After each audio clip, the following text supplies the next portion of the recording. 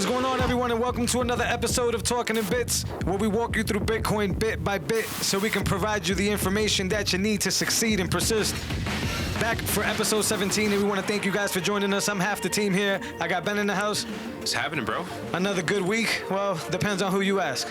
Another week. I think it's always good for me, but to stack sats under 60,000. I think this has been the week.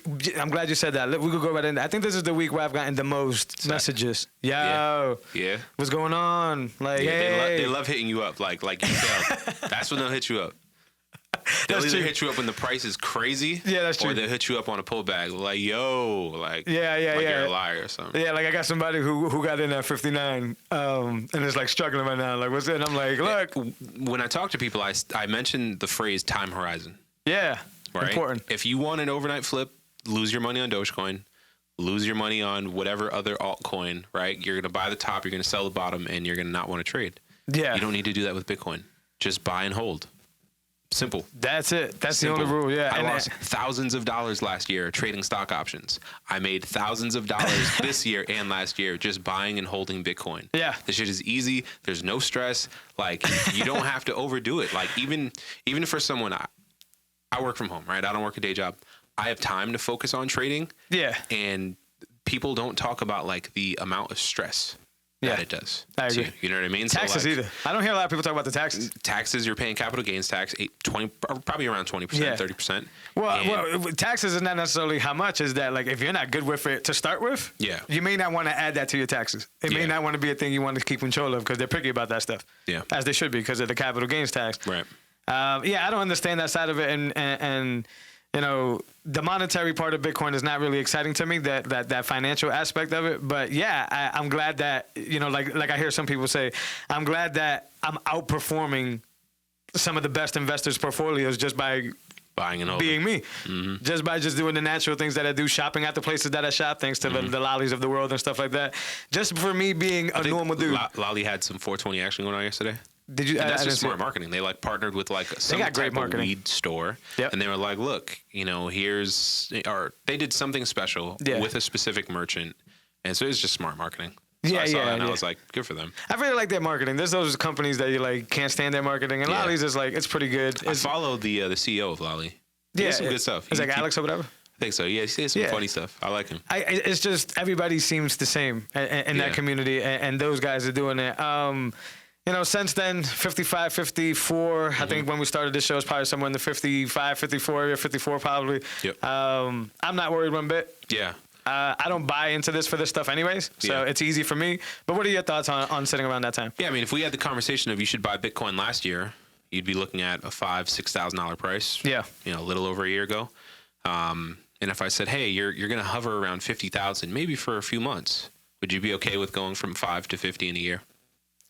Yeah, you know that sounds like a no-brainer. So like when you look at it with a time horizon of like, you know, 1 year, 2 year, 10 year, forever. Yeah. I'm here for the long run. Yeah. The more it stays down, the more I can accumulate at this rate. Yeah. But if you're trying to get rich overnight, or if you're trying to get rich this year, you still can do that, by the way. You still can do that. I don't recommend it. Yeah, you can buy and hold Bitcoin, and then you can get really aggressive with trading altcoins that are jumping, or something like SafeMoon. Yeah, which not is recommended. Like a whole nother. Yeah, man, that's your forte there. Yeah, not recommended. Well, there's cryptocurrency, and then there's like this thing where you're staking coins. And you have to like load them from Binance into a different wallet, and then you have to load Pancake. Like it's this like loop after loop after loop, but people are seeing like crazy gains, obviously crazy losses too. I'm sure there's a lot of wins. You don't have to learn none of that stuff. That's what I mean, man. You don't have to learn options. You don't have to learn how to trade. You don't have to learn how to read a chart. You don't have to do nothing. You don't got to read no books. You just need to know. Bitcoin returns 200% every year on average. Just buy it and hold it. I think that's just a human condition in the sense that that symptom of not being able to keep our hands still. Facts. Like it just kind of feels like it's too good to be true. Absolutely. But it's not. Yeah. And that's why I buy it in the sense of like, I like the analogies always of like the Manhattan. I like these type of things because even though I don't actually hold any Bitcoin physically, which we'll get into that later, or something about that, I still feel like I hold something very, very valuable in my life. And that's a weird feeling, but it's because it just makes sense. And it's trustless. And it's a consensus system. I started reading Mastering Bitcoin. I can't say his last name, but he's an OG in the game. He wrote the book or whatever. And the very early in the book, he relates the Bitcoin network to Leaf Ants. And I think it's Anthony. It doesn't matter. Leaf Ants. And the reason is because they have a queen, and their queen is for reproduction purposes.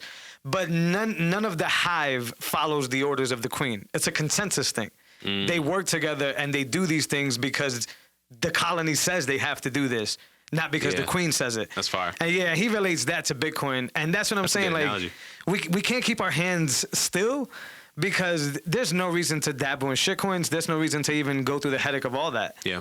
But because it's as simple as buying and holding, we look for reasons to like flaw it. Yeah, like it's wrong. And all you need to know is it's secure as fuck.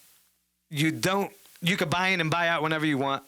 And it's math. You trust math. Right. I'm sold. So I buy it for that reason. And when people reach out to me like they have this week and they tell me, hey, this ain't working out, or hey, the price is not X or Y, I can't console them because I don't see it like they see it. Right. So when I try to say it how I see it, they kind of just get, like, oh, whatever, but it's not making me money. Yeah. And I worry about those people. And if I'm not mistaken, I think those are the people that you would call paper hands.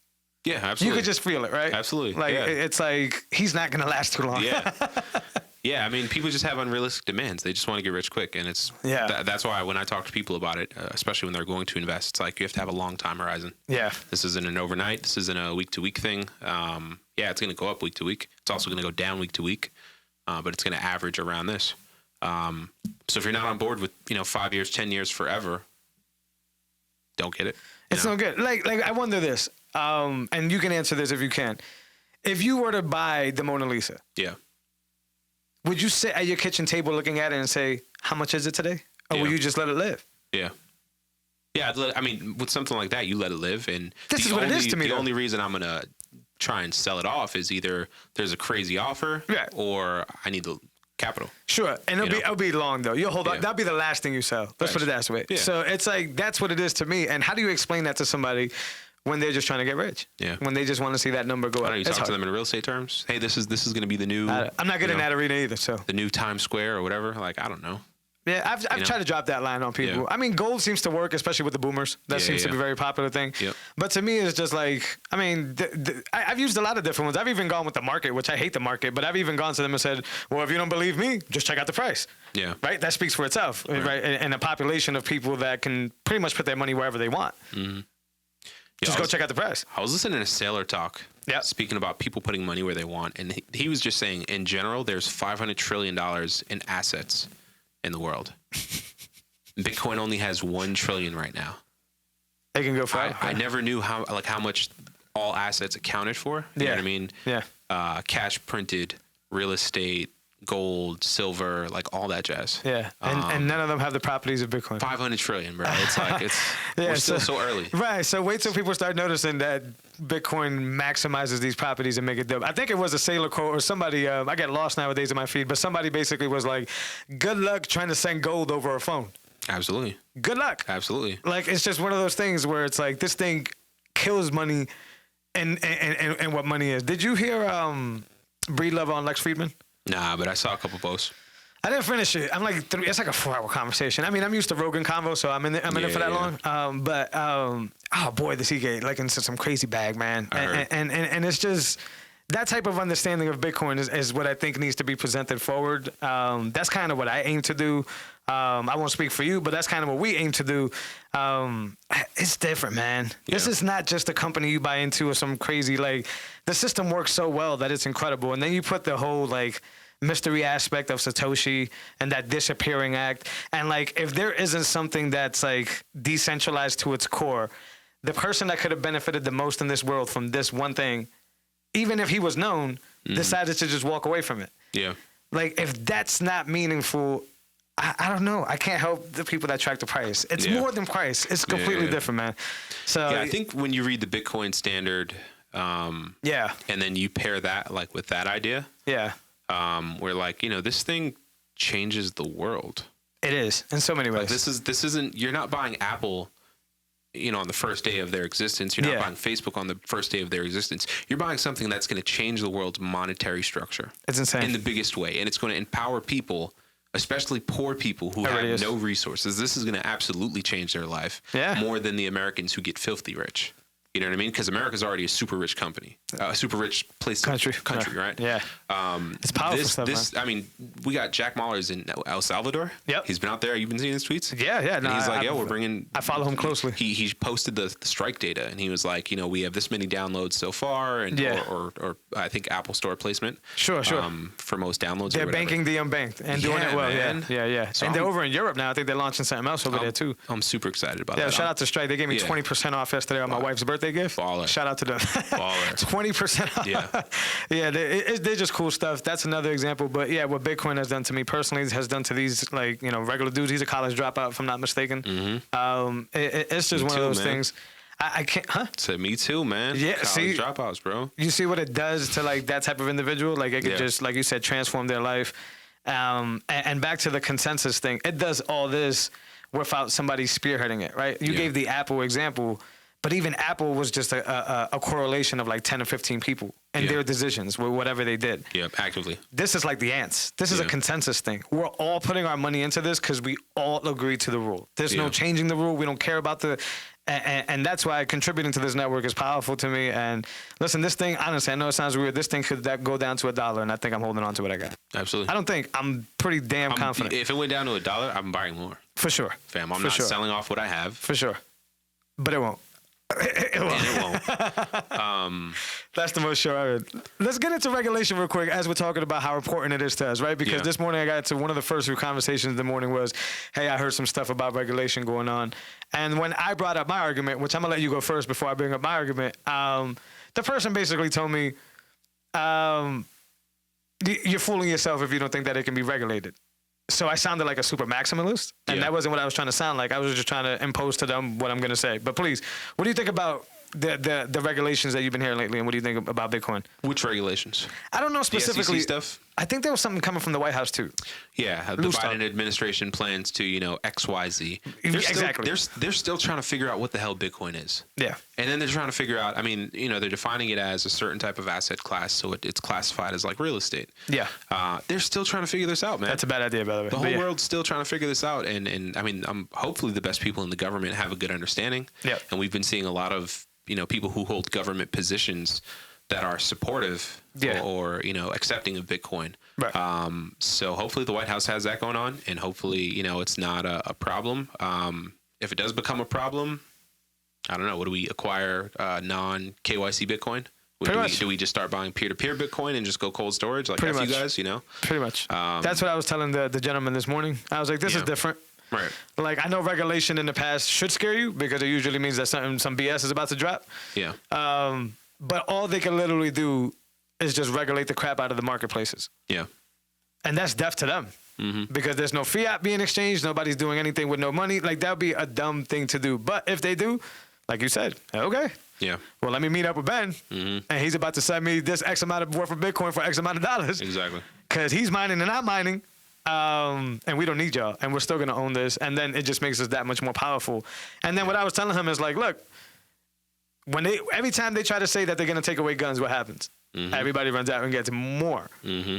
Same thing. Mm-hmm. And then I brought up Turkey. Facts. I brought up Turkey, and I was like, yo, in Turkey, this is happening already. They already said it's illegal for you to use it to. Guess what the best Google search is in Turkey right now by a long shot? How to buy Bitcoin. Where to get Bitcoin. Mm-hmm. Like, people just going to go get it. It's a bad move for them to do. Absolutely. Yeah, and then the Peter Thiel stuff from a few weeks ago where it's like, now this is a national security thing. This is not necessarily who has most money. You just don't want them to get it. Do you think the government's already mining Bitcoin? Yes. I've even heard some things where they're like auctioning off collected Bitcoin.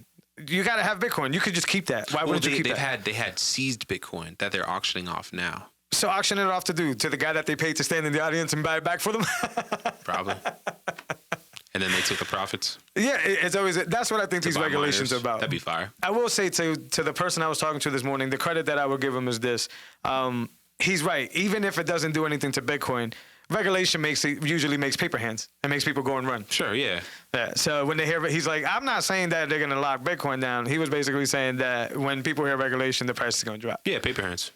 I don't care about the price once again. So it's just like I couldn't relate to him at that point. I was like, all right, man, fair. I had to give him that one, fair. And you know, it was just one of those conversations. But, you know, I wouldn't worry about price. If you're not informed enough from the show, or if you're not informed enough because you haven't done your due diligence, go read about it. Go hear dudes like Gigi and read those articles. Those are free. Like, these aren't even books you have to buy. He also wrote a book called 21 Questions, I believe, which is really cool. He kind of built like an Alice in Wonderland type feel where, you know, going down the rabbit hole. Yep. But really cool knowledge. There's the Breedloves of the world, as you know. There's a lot of information out there for you to think, and feel about this once-in-a-lifetime asset, you know, and not be so moody when the price swings because you understand what you're holding. Yeah. And it's not important. That's my advice, at least. Absolutely. But KYC, let's go into that. There was an info leak. I think it was Paxful. I'm not really familiar with these legacy Bitcoin companies, so like it didn't really hit me hard. But this is why KYC is a problem. Yeah. It's obvious these leaks are going to happen, especially when people know where to get it. Right? Like if you scatter information around, let's say for a hacker, just to use the word, it's going to be much harder for the hacker to do it, right? Or he's going to need a team to do it. You're just leaving it in one spot. Yeah. Like we're here, we probably have outdated information. And my moves lately have been to try to figure out a way to do non-KYC. Yep. So how do we do that? Just hodl. Hodl. And then mining. And then or peer-to-peer privately. Right. I think there's a few other hodls of the world. I don't know what they're called. Peer-to-peer exchanges, I guess is what they're called. But yeah, you could do that. Mining, I guess if you could give the raw energy to it. But I think that's about it for now. Yeah. I don't know any other way of doing it. That's what I've been leading to. But also the taxes. Yeah. I'll give an example where I won't give the number specifically, but I made a transaction in Bitcoin. Now, obviously, I'm not selling any of my corn. So what I did this transaction because over a wire, it would be faster and it would be cheaper, right? Yeah. So I did a Bitcoin transaction to the point, and this isn't any legal advice or financial advice, where I bought the Bitcoin right away so I could push it forward. So there's no gains, potential gains, because, you know, this thing always goes up and down or whatever. Yep. So I bought it just to send it right away, send it forward. But the exchange I was using, and this isn't to call anybody out, hit me with like a $15 tax. And I was like, Was it a fee? A fee for buying the Bitcoin. Gotcha. Yeah. So it's a tax. Well, I'm thinking taxes. So you fee from an exchange. Yeah, but they got to claim down their taxes, so it's for tax purposes, right? What do you pay the fee for? I don't know. Okay. Well, for the service, is that what you pay the fee for? Probably for the service. But I'm sure they got a clear sign up in the background saying that they sold you this type of asset, whatever. But anyways, it doesn't matter. Either way, whether it's a fee or it's a tax, they chop me for $15. Now, I still think I would pay it because it's faster than the wire anyways. I would pay for that convenience. Yep.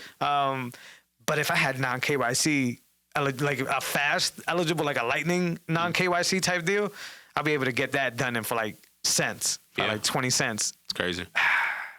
Not yet. This is almost like Hyperloop compared to a regular train. Hit me. You feel me? No, just being able to move money that fast, right? Yeah. So if a train goes 60 miles an hour and Hyperloop goes, I don't know, 400 miles an hour. Yeah. You know what I'm saying? It's insane. It's like, it's I don't know, standard definition of 4K. Even the 10 minutes to like, you know, like if you pay the high fee, right? And I want to get on fees because dudes be crying about fees. But anyways, it only takes a transaction 10 minutes if you're willing to pay the fee. Yeah. So even that is pretty fast because once again, if you think about all the other assets, you can't sell your house in 10 minutes. You can't sell your car in 10 minutes, and that's not even an asset. But you can't sell, you can't sell anything that fast. Yeah. So a transaction usually takes 10 minutes if you're willing to pay the price to get to the top of the list, to get on the top of the block, to be mined, and that's pretty fast. Yeah, I agree. And I think you get, not the confirmation, you get the transaction immediately. Yeah. Like you can see on your phone that it's already there. Yeah. Right. Yeah. But it'll take 10 to make it like, oh, I bend it and play me. It's legit. Yeah. Cool. You know, so I picked up one of those miners. Okay. And, you know, waiting for the double transaction confirmation felt like a long time. What do you just need one? Because it's a lot of money. You feel me? You just need one, though. Huh? You just need one confirmation. On their page, it was like they wanted 2 confirmations or something just to confirm it to me. Gotcha. So when you're moving larger amounts of money, it's like Yeah, 10 minutes feels like forever. I remember when I moved my cold storage, my huge like cold storage from wallet to wallet or whatever. It was the same thing. And then the buddy who was kind of not guiding me through it, but kind of consoled me through it. He was just like, look. It may take a month, it may take 2 months, but he was like, "You're gonna pay 10 cents to move."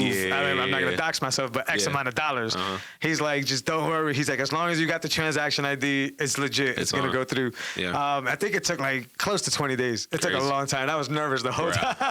I'm gonna pay whatever the fee is just because I'm not doing 20 days. I am frugal as heck, and once again, I did my homework. I trust the system. Did you confirm it on your? What do you have? The Raspberry Pi? What? You have a Node? Yeah. So did you see the pending transaction on there? On which one? For the what purchase? Like when you sent the money to your cold storage. You were able to look at it like on day one.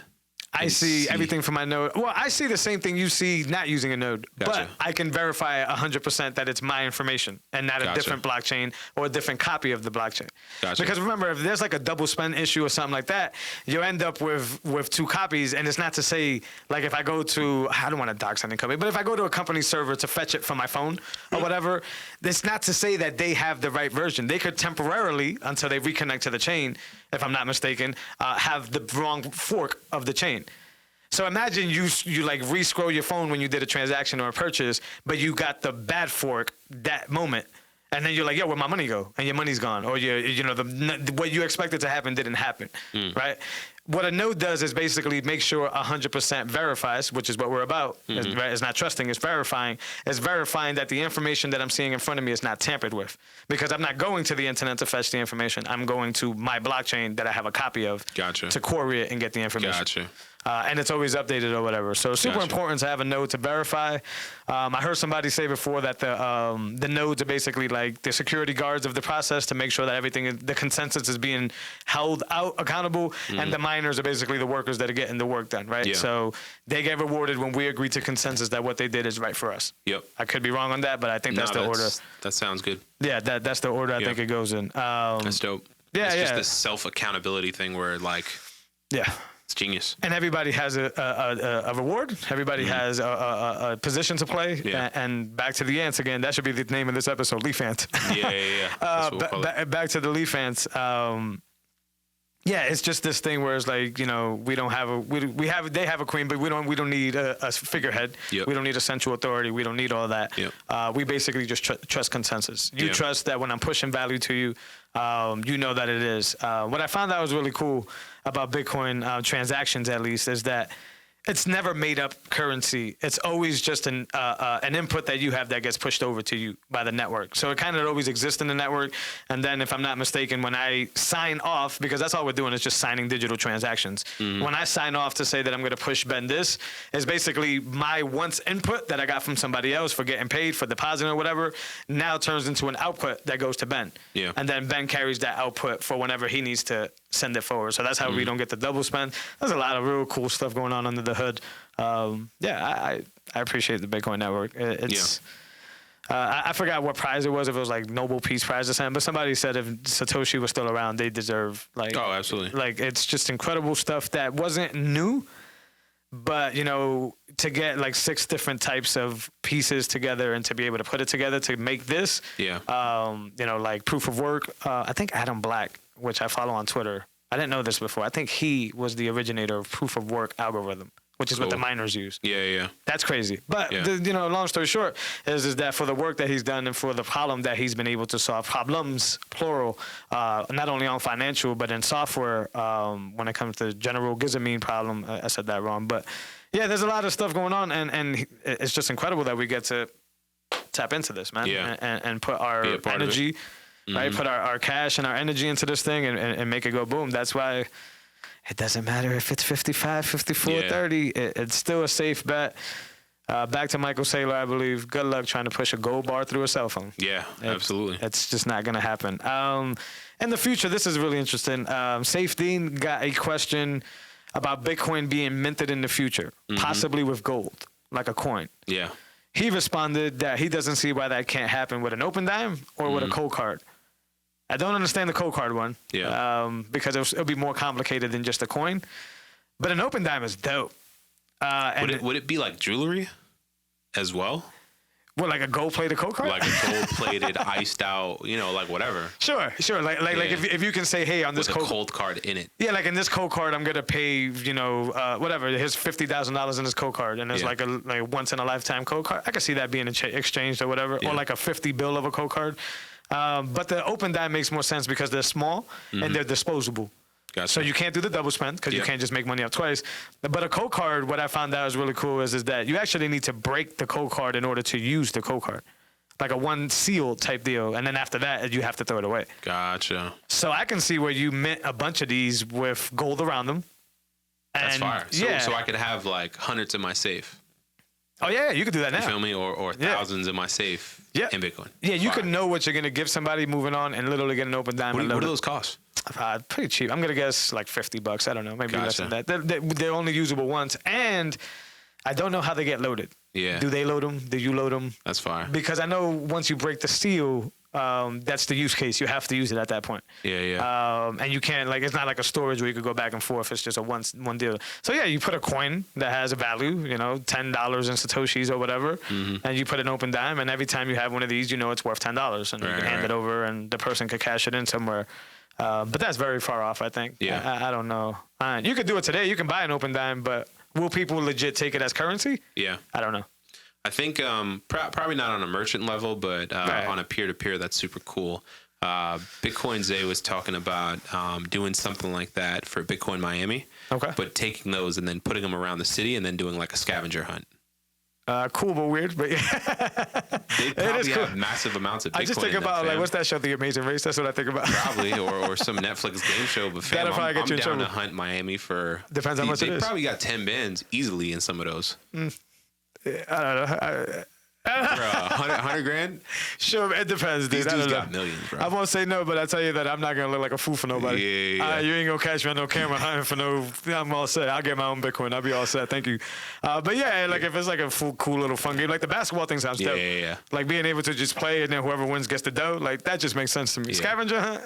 Yeah, that might be a little. Definitely down for ball too. Ball sounds dope. That might be a little much, but what do we got here too? Venmo. Yeah, so Venmo is going to offer Bitcoin and crypto to their 70 million clients, customers. You know what I mean? Like that's just this. Okay, yeah, it's late, it's whack, whatever. But it puts the pressure on Facebook and Google. Yeah. No, I'm not saying anything bad. What happens when Facebook has instant Bitcoin? Yeah, I'm not saying anything bad about PayPal, man. Yeah. I just don't think that they're just a future-thinking company. That's I don't care about that. I'm just excited. I'm gonna tell you what, the price did nothing. Yeah. It didn't even budge to say, hey, Venmo's in the house. It was like, it just stayed when there. PayPal did, it was popping. You see what I'm saying? Like popping. When a few companies did, it was popping. This was at like 20 grand, right? I don't remember, but I know what happened when Venmo announced. Yeah, nothing. It went down. So I don't know. Listen, I agree. We've talked about it before. It's cool that you can pay with it, but I'm under the philosophy that you don't pay with it. You hold on to it. Sure. That rare exception with the minor, I guess, would be the only bet. But yeah, I don't know. I hear you. I don't know. I just like that. Cash App has it. Venmo has it. Yeah. PayPal has it. Reach out to me when you let me know you gotta pay somebody in Bitcoin Venmo. I'm not saying it's far-fetched. I'm just saying, like, let me know. Cash App got it, and I've been handing it out. And you feel me? Talk about Cash App. I think for like in my book, like you either have Venmo or you have Cash App. Some people have both, but there are a lot of people who are like, nah, I don't have Cash App. I only have Venmo. Yeah. That's what I'm asking you, though. I'm not trying to put you on. I'm just saying you use Venmo. I don't. Yeah, so I think I use Venmo. I use Venmo a lot. That's what I mean. So let me know the next time you reach out at homie and say, yo. I think my barber uses Venmo. You gonna hit him up? So I'm gonna hit him up. Okay, let me know when that happens. Let me know how smooth it is. Yeah. And let me know if it's legit. I want to make sure it's real Bitcoins. Yeah, you're paying IOUs. Y'all just passing IOUs back and forth. I don't know if that's the case. We got to figure that out. Of course it is. Because you can't take it out. That's why you know it's the case. It's not a wallet? I don't think so. Well, a wallet like Cash App is like I could keep it on Venmo. That's what I'm saying. It's on Venmo. No, I know. I'm asking if Venmo has the wallet. Explain wallet. Like Cash App has a hot wallet. That's what I mean. You'll be able to keep Bitcoin there. Gotcha. Cash App also allows you to send it to cold storage. Yep. Meaning that whether you have the Bitcoin up front or not, they honor you with the Bitcoin by giving it to you. Yep. I don't know about Venmo. I'm not going to go jump over the bridge. I didn't read up on anything. Yeah. But as for this point where PayPal, it stays there. You use it on their systems. You use it in their stores and their merchants. Yeah. You can see the money go up and down. Cool, fantastic. But it's an IOU sticker. I agree. Yeah, you're not sending it nowhere. So if Venmo is the same thing, yawn. Nobody's gonna send you Bitcoin on Venmo because it's not stuck real. there. Yeah. It's stuck there. You're sending me a piece of paper. I don't think it makes sense for them to keep it there. I think for them to do it, they have to do a hot wallet. Millions of people have been saying that from the beginning. Yeah, no, facts. What's going on here? PayPal can do that because so many, like I shop a lot with PayPal through eBay and like online and stuff. Just use PayPal to check out. So I'm gonna go on a limb and say that they're having you buy the Bitcoin for them, meaning that you think you're buying Bitcoin. They buy the Bitcoin with your money on behalf. They hold it, so it's on their whatever. I'm not gonna say treasury, but whatever their financial, their balance sheet. Right, it's on their balance sheet. You're buying it for them, and then 95% of the people that are accustomed to using PayPal are just going to say, well, I'll pay out. And then they're just going to give you US dollars. So they never actually give you possession of the asset. I mean, from a business, super dangerous. From a business perspective, you don't own Bitcoin. That's a big come up, man. You got 70 million. It's all right. It's super whack, but bro, fiat games, man. It's fiat games for sure. How much money do you think they'll make though? I don't care.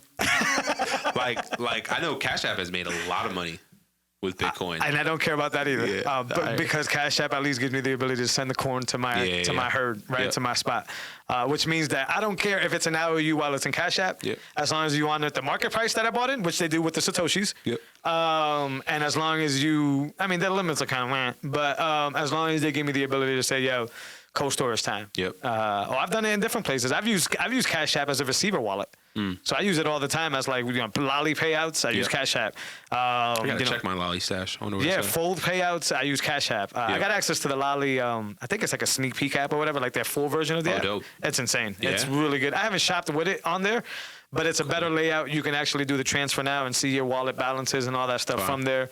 You can transfer to the bank if you want fiat, boo. But you could, put a Cash App wallet there. And then, once a week they redeem their, their transactions. Then it gets posted on the ledger and then you receive it in your Cash App. And then from there you can cold storage it, spend it, whatever. Don't spend it. Don't spend that. But it's just how versatile Cash App is in that sense. And you want to know how many times I've thought about doing that with PayPal? 0. Yes, sir. Matter of fact, when I jump on the PayPal app, it just seems like a spam board. Yeah, there's a lot going on. So many. It's like, hey, here's this notification message. Do you still care about it? No, I don't. Yeah, and here's these icon tiles of colorful images of services that nobody ever needs in their life. Yeah. I'm just looking down this list of like, you guys offer everything except the kitchen sink, and why? Who uses these services? You can't tell me that people use these services. I don't believe people. You can use the invoicing, credit service, the regular wallet, right? Yeah. But there's a bunch of other stuff in there that's just insane. And the app is just cluttered. It's weird. So the price showed it, and I'm not a price guy, but usually you see ripples when things like this happen. Venmo didn't have any ripples, and it's because they're just a company that's reaching to keep up. And unfortunately, I don't know, techier, cooler, more forward-thinking people are just smashing them back and forth. You're right. Unlock the wallet. Allow people to send that Bitcoin out. As long as you're doing that, you're just, like you said, coming up, which is fiat games, which I hate. You're just taking people's money and buying Bitcoin with it and holding it. Yeah. You can fool them. Good for you. I'm here to tell y'all. Even Cash App is hitting up with them high fees, but Cash App will allow you, and they have allowed me to be able to send it back and forth and keep it and all that stuff. Very convenient, on the fly. Get the price that's there, lock it in. No weird. I'm not a trader, so no weird trader stock portfolios and weird tabs on the side. No crazy stuff. It's just a legit big blue button that says, hey, cop this. You cop it for as little as $1 and you can send it wherever you want. This is not an advertisement, although it should be. So Cash App, reach out. But it's very important that a company allows you to send it out, which is why I'm boo with Robinhood. Stocks is different because you expect to pay out in fiat. Right. So it's like, you can hold that for me. That's cool. People use Robinhood for stocks. I'm not trying to be tunnel visioned and think that there's no use for Robinhood. But when it comes to Bitcoin, I don't care about the other coins. Do whatever you want with that stuff. When it comes to Bitcoin, you got to hold the coin. If they don't give you control of the asset, you never have the asset. You don't have the keys. And in reading in this Bitcoin code source word, those keys are very important. It's not just the keys are your signature. And if you don't have the keys, you can't sign a transaction out or in. And vice versa. If somebody has your keys, they can sign transactions out or in. All we're doing when we do a Bitcoin transaction is I sign, you sign. It gets broadcasted, goes on the blockchain thanks to the miners. Shout out to the miners. And there you go. And we keep doing that over and over again. But there's actually no currency being changed hands. It's just a value for value push. and we understand because we both agreed through signature that it was important to us to receive that stuff or whatever. So Venmo, Yeah. IOUs. Yeah. Hopefully not. Use it at your own expense, but expect to cash it out and send it over somewhere else and buying Bitcoin. We got a chart that you shared. Labor has increased 6x more than pay since 1970. Yeah. Inflation. That is an estimated 23.4 billion hours stolen. Mm-hmm. Stealing is right. Yeah. It's literally stealing energy. It's taxing, man. Yeah. It's taxing, man. It's, as we know, everybody knows, it's just tough to be able to do it all. It's tough to be spread all over the place. It's tough to do the things you like to do. It's tough to do the important things you want to do, but still have this type of system where you go work for it and it just picks you apart. It literally picks you apart. Taxes is stuff. This is stuff. People working harder is stuff.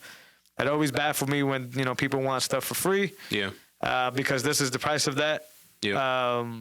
And the reason, back to the Leaf fans, the reason you can't control that, you can't have that center figure, and the reason we need consensus is for this same exact reason. Everybody should be paid out the same effort that they put into the system. They should be paid back out. Inflation is a group of maybe 50 people that are dictating what happens to you, what happens to your money, what happens to your time, what happens to your energy.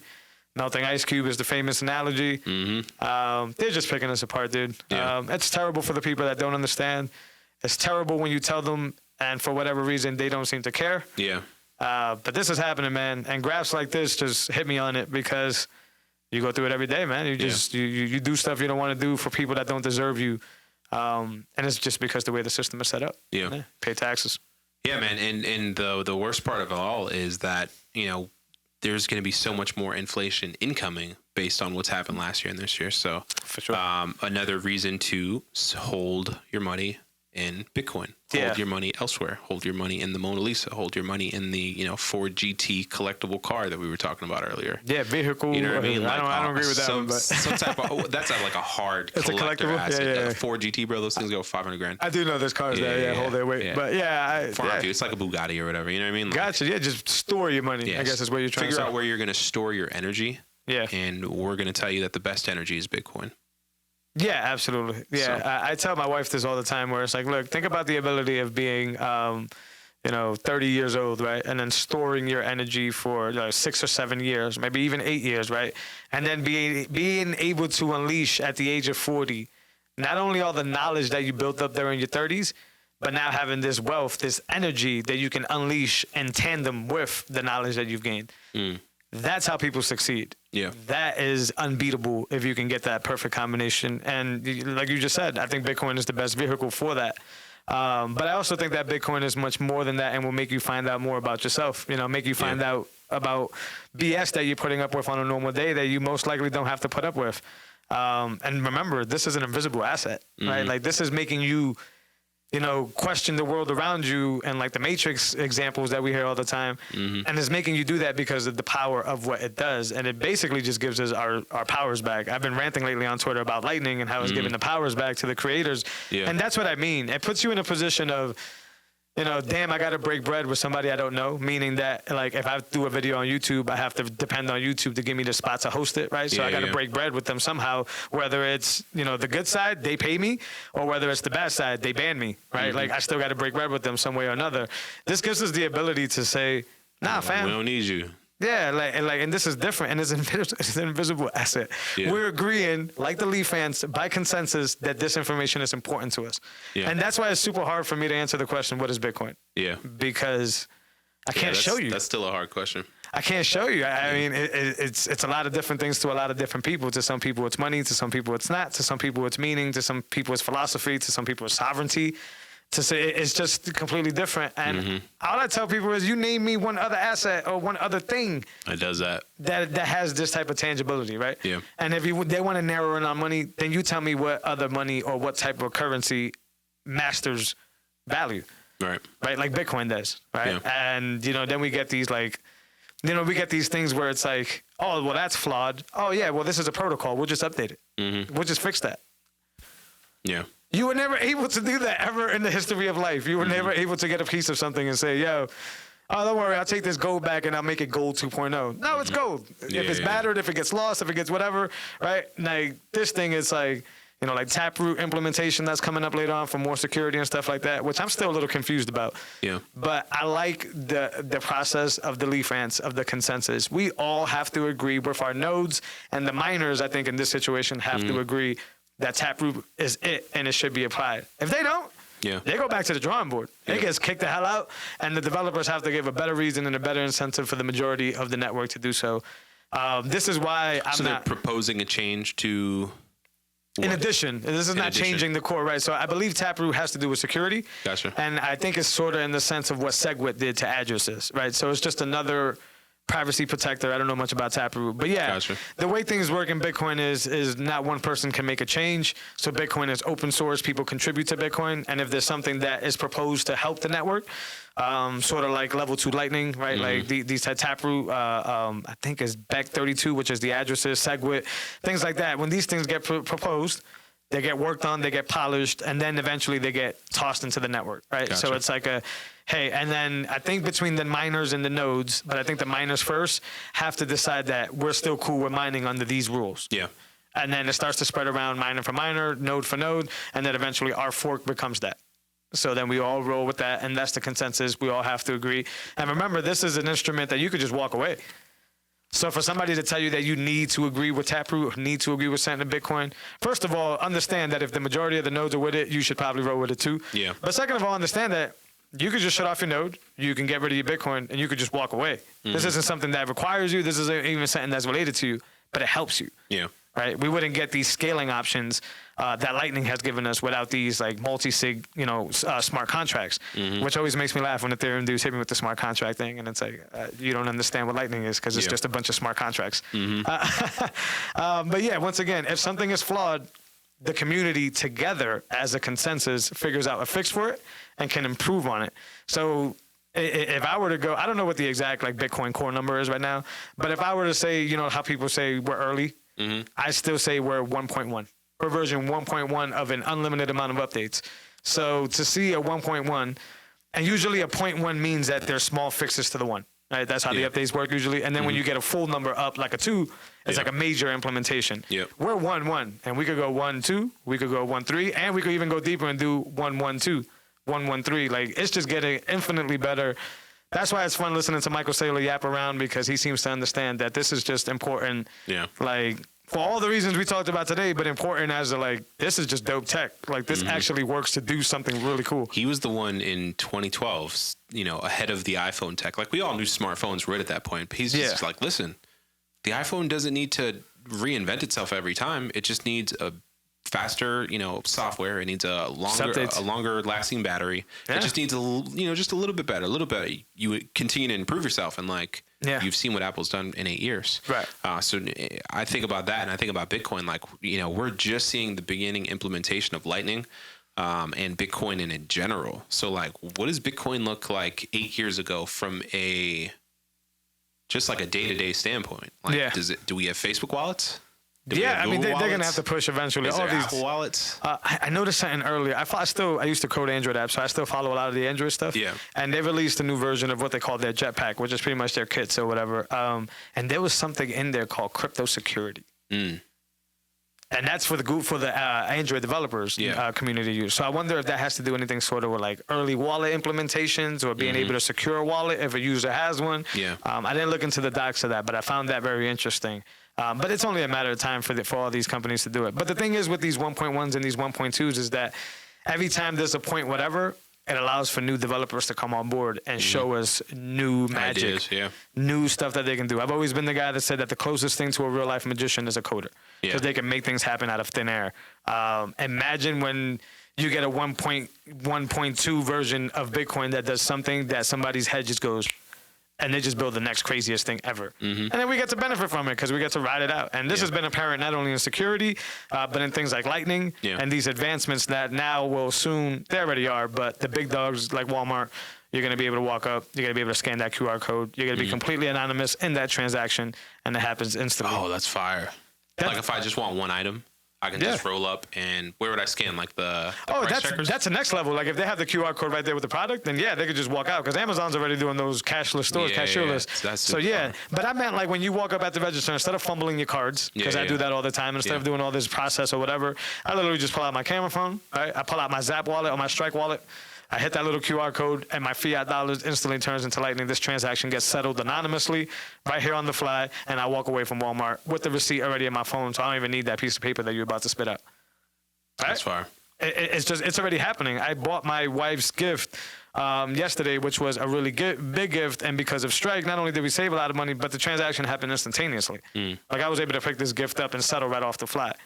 Earlier, when I said I brought up the, I picked the wire over. This was a Bitcoin transaction, not a Lightning transaction, but same effect. Yeah. Right. And I could have easily done that with Strike because I don't know if you bought in the same place I bought, but they use OpenDime to take the transaction, and then OpenDime, when they give you the code for you to be able to send the money to them, there's a tab that lets you switch over to Lightning. Gotcha. So I could have easily just switched the QR code. I could have put out Strike, and I could have paid for what I paid for right there, boom, on the fly. And then Strike connects to your bank. And Strike connects to your bank. Gotcha. At the moment, I don't think it auto funds, but if you have your debit card attached to it, I think it's like Cash App and happens instantaneously. Gotcha. So it's just a really cool stuff. Lightning is game changing, but Lightning was not always in there when Satoshi was working on it. Lightning was not there maybe even 5 years ago. Yeah. Lightning showed up when that 1.1.2 version of Bitcoin brought up the fact that, multi-sigs are a really big deal, right? And then the addresses with SegWit basically started building that transition to multi-sig being a smart thing to do. Yeah. And the developers just basically built Lightning. Lightning is literally just a multi-sig wallet with two signers and a smart contract in between that makes sure that we don't play each other. And if one of us tries to play the other gets the full lot. It's a smart contract. Before it was even such a thing, I guess, in my opinion. So, yeah, all this stuff that's coming up, man, is really exciting. If anybody got anything out of this episode, I'm going to 1,000% think that you would get the philosophy of Bitcoin. Yeah, absolutely. And I think that's super important for anybody listening, because it's one thing to pay for stuff that you don't see, but it's another thing to, like, have it transform your life. I think you and I can attest to that. I don't know if you got any stories, but the one you said earlier was just incredible, too, how you lost so much money doing the options. Just the option stuff, because I'm like, first of all, I didn't have the time of day to do that. And second of all, I don't feel that bad now because I hear stories like that. Where it's like, yo, you could lose a crap load of dough. Yeah, you can make a lot of money quickly. You can lose a lot of money quickly. Yeah. But just the emotional toll. Like one of my boys was talking about, he started trading and you can make, as a beginner, depending on how much money you have invested, $500,000 a week, like being, moderate, but like it takes such a toll on you emotionally. Sure does. So like, all right, you made $500,000, but maybe you lost some time on your life because you're really worried for this period of time. So is that money worth it if it makes you feel this way? And that, that's why I don't trade a lot day to day. I'll trade off action, what I mean? Off news, whatever. But day to day, man, it's like time off your life. You're in a mood, and then you lash out on people. And it's it's really hard. Like people think, I can control my emotions. Like you can't, fam. If you're just starting out, you're trading with thousands of dollars or whatever, like your emotions are all over the place. Yeah. You know what I mean? And then you got to, still work your job, still be with your family, and that stuff just gets you. And then for me, like when I was trading, it was like, all right, on up days I'm up, and then on down days it's like, damn. Yeah. You know what I mean? Like and so it just like it was starting to dictate my mood too much. Yeah. And so like buying and holding is just way easier, way less stressful. I don't got to deal with none of that stuff. Yeah. Yeah, traders are special people, man. Shout out to y'all. I don't know if I mean it in a nice way or the bad way, but you're definitely special. No, like to be able to like control your emotions like that day in and day out. Like I feel a way about it, man. I don't know what it is. It's torn, man. Like I respect it because it takes a lot, like you just said. So I don't squash the art of it, if you want to even call it that. But it's like you said, man. Like I'm such a life guy that it's like, man. Like the tax you're paying to live that lifestyle is not entertaining one bit. It doesn't even seem entertaining. Yeah. And that's where my conundrum always lies, or like the investor's mindset. And when, I call fiat games all the time, it's just like, is it worth it? Yeah. I think if you're going to trade full time, eventually you get over that. Maybe you still feel it a little bit. And, I'm in one of the Telegram groups. This dude was down 40 grand yesterday. Yeah. I think he started this account at like 120 or at 100. Even with the stats saying that if you just hold, you win long term, people still play games. Keep the damn hand still. They don't keep the damn hand still. I mean, these dudes can make a lot of money in like in a day or two, or like the dude who bought GameStop shares. He let some options basically expire, and he picked up 50,000 more GameStop shares. So like, yeah, he's buying and holding with conviction. But some people can make large amounts of money, man, consistently every few months. You know what I mean? Retire their parents, buy McLarens off of that extra stress of trading, and they extra task of it. But just goes back to the person, right? Yeah, like, absolutely. I live under the emphasis of like, no matter what your lifestyle is, if you're a piece of shit, you're just a piece of shit. So it's like a lot of these guys chase these aspirations and do these weird stuff, take away from their life and never learn to be a person. Yeah. You know what I'm saying? And then when they get to the point, they're surprised. Like, well, what do you mean? Like, how did oh, my man, if you would have just been off the screen a little, stop trying to make that trade and actually spend some time with your wife, you might be in a better position right now. Absolutely. So that's why I am with it. It's just a trade-off, but I always say hippie because it's the easiest way I could generalize it. I think the dude I'm thinking about is single. Who? Oh, he good. In my mind. And one of the other really good traders I knew, I think he was like divorced. Maybe that led into it. I don't know.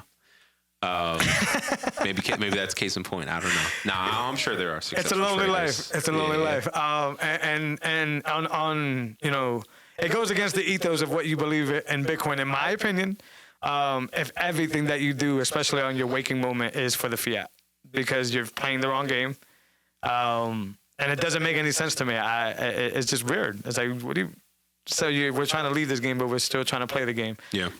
Especially with the toll that it takes on your life, like you just said. I'm sure those individuals are single for a reason, and not in a bad way. Similar to why Michael Jordan was a douche. I mean, some people are just really good at what they do and they tunnel vision on it. But when you're trying to escape a game that's just built to go against you, that's not worth it. In my opinion, I'm just a normal guy. But yeah, that's all we got from the man. I think it was a really good episode. Yeah, absolutely. I think the philosophy was there. I'm looking forward to your mining experience. Yeah, bro, yours too. I'll see. I think mine's will be pretty basic, but I plan to just forget about it, honestly. That's why I'm not really like...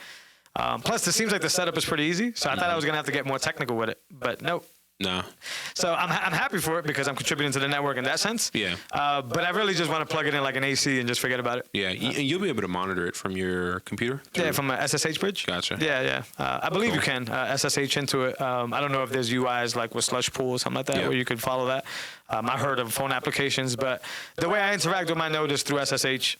I plan on doing that with the thing. I think it's just a more secure connection. Yeah. But speaking of Slush Pool. Yeah. Next few weeks we'll have a miner on. He'll let us know about that information. Yeah, let's talk about that. Yeah. I'm looking at Slush Pool and then F2 Pool for both. So yeah.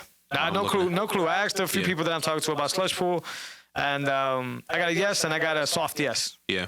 One of them hit me with like, what's depends on your philosophy, but didn't really expound on that. Yeah. And the other one was just like, oh yeah. Like that's perfectly fine. They have the lowest fees or something like that. I saw one note. I think F2 and Slush both have low fees. The comment that I saw was that he was like, I think it's Slush Pool pays out the exact work that your miner does. Okay. And then the other one, F2, would pay out what your hash rate should be worth or something like that. Okay. So I don't think it's an actual measured amount of work. I got to figure out the difference on that and figure out the direction I'm going to go. I haven't gone too far. For the moment, I'm probably go Slush Pool. It just seemed like the one that's more organized or whatever, but I don't know. I hopefully that clears up for me. Like I said, the gentleman we're going to have on, hopefully he'll explain a lot of that stuff for us and clear some stuff up. Just an awesome community, man. Yeah. Did your parents ever tell you growing up, like, money doesn't grow on trees? I've heard it somewhere. I don't know if my parents. I'm Puerto Rican, dude. I know. I figured out. I was trying to think, how do you say that in Spanish, right? I don't know. No, I just remember hearing that growing up. Like, it was a thing. I don't know if it was directly from my parents or just in my childhood. And to think like, oh yeah, you can actually, you can't grow it on trees, but you can grow it in your basement. Yeah. You can plug it into your electricity and you can actually create money. Yeah. If you sell it, but. If you sell it, for sure. So yeah, I just think it's amazing. It's super cool. I think it's just something cool, sort of like the node, just to be contributing to the system somehow, some way. Yep. If I get rewarded for it, fantastic. Sort of like the node. If people want to support this podcast, they can. If they don't want to support it, they don't. Yeah. But it's just that I'm one of the policemen, I guess, if you want to call it. With the node. With the node, I'm serving consensus. Bravo. Yeah, no, it's just observing consensus and making sure that everybody's doing what we agreed to do from the beginning, right? Yeah. 100% transaction consensus, and now with the mining is 100%, contribution to hash rate into the network and being able to get these transactions confirmed, and being the worker bees, right? In that sense, and that's really cool. Yeah, But yeah. other than that, man, I don't know where the mine is gonna go. We'll keep you guys posted, Yep. as we usually do. You got anything else with them? That's all, man. That's 17, right? 17. Guys, please rate, share, and subscribe so we can continue to have these conversations. Hit us up. I think the Gmail is out there in the show notes. We'll put the Gmail. Reach out to us with questions. Reach out to us with people you might want us to reach out to and see. It's always good to hear you guys' voices so we can cultivate this experience to your need. We appreciate you guys. You can check us out on Lightning. If you have Sphinx app, Breeze, Pod Friends, there's a new podcast every single day where you can stream us direct sats straight to straight. Check out the YouTube channel. Subscribe. Hit the thumbs up. There's so many freaking call to actions we can't give them. Find a way to support us. Please support us. We'll continue to have these conversations. Yes, sir. Take care, y'all. Peace. Later.